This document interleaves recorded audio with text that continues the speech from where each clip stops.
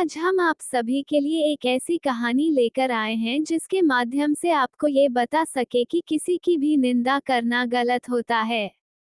तो आज की कहानी का शीर्षक है परनिंदा का दंड। एक राजा के दरबार में ब्राह्मण भोज का आयोजन किया गया। 56 भोग महल के खुले आंगन में बनवाए गए। उसी वक्त अनजाने में एक हादसा हो गया। खुले में पक रही रसोई के ऊपर से एक चील अपने पंजे में जिंदा सांप दबोचकर निकल रही थी। सांप ने चील के पंजों से छुटकारा पाने के लिए फुफकार भरी और साथ ही जहर उगला।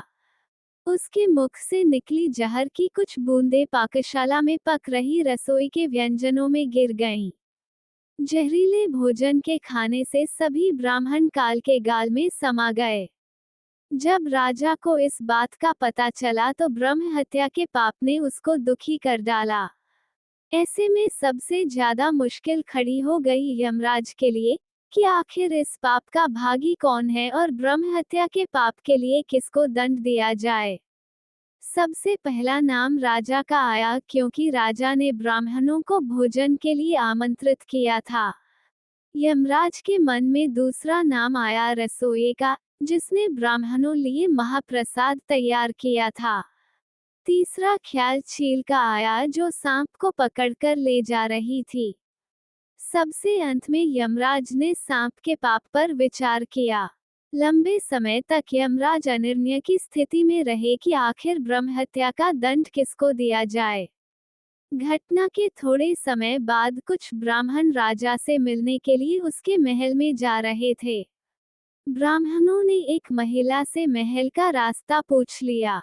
तब महिला ने ब्राह्मणों को रास्ता बताते हुए कहा, देखो भाई, जरा ध्यान से जाना। वह राजा ब्राह्मणों को खाने में जहर देकर मार देता है।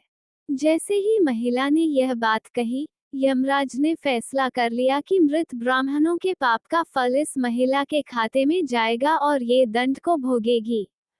यमदूतों ने यमराज से पूछा, प्रभु ऐसा क्यों?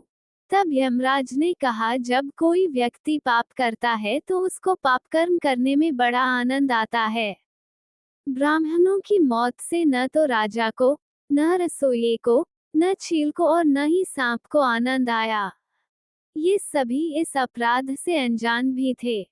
महापाप की इस दुर्घटना का इस महिला ने जोर शोर से बखान कर जरूर मजा लिया, इसलिए ब्रह्म हत्या का ये पाप इसके खाते में जाएगा। अक्सर हम यही सोचते हैं कि हमने कभी कोई बड़ा पाप नहीं किया है, इसके बावजूद हमको किस बात का दंड मिल रहा। ये दंड वही होता है जो हम परनिंदा का पाप कर संचित करते रहते हैं। उम्मीद करते हैं आप सभी को कहानी पसंद आई होगी, तो कहानी को लाइक करें, शेयर करें और कमेंट करें और चैनल को भी सब्सक्राइब करें ताकि हम आप सभी तक और रोचक कहानियां पहुंचा सके। धन्यवाद।